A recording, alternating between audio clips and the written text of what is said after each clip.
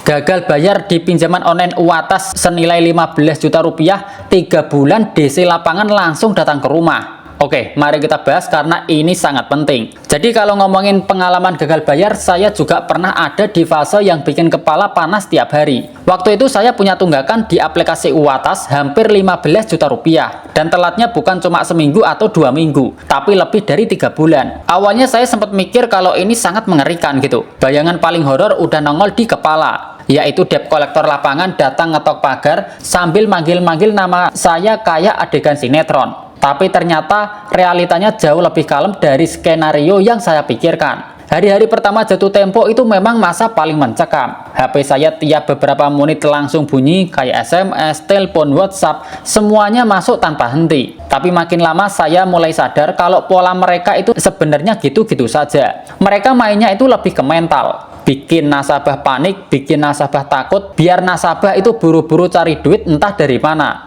Dan saya yang waktu itu masih gampang goyah, sempat masuk ke lingkaran setan itu. Saya minjem dari aplikasi lain buat nutupin di pinjol ini. Hasilnya ya makin mumet gitu, makin pusing. Tapi yang bikin saya lumayan kaget, selama telat bayar di aplikasi UATAS, nggak pernah sekalipun ada debt collector lapangan yang beneran muncul di depan rumah saya. Saya tinggal di daerah pinggiran yang orang bilang itu rawan disamperin. Tapi selama 3 bulan itu ya sepi banget gitu. Nggak ada orang UATAS satupun yang datang ke rumah saya. Saya sempat mikir jangan-jangan nanti ujuk-ujuk bakal nongol gitu. Tapi ya ternyata nggak juga gitu. Setelah saya ngobrol sama beberapa teman yang pernah gagal bayar di aplikasi UATAS juga, mereka bilang ceritanya juga sama. Penagihannya itu masih sebatas lewat digital, belum sampai yang datang langsung. Nah dari situ saya mulai agak tenang, apalagi pas saya membaca soal aturan OJK soal penagihan pinjol legal. Ternyata emang banyak batasannya. Debt collector nggak boleh maksa, debt collector nggak boleh ngancam fisik,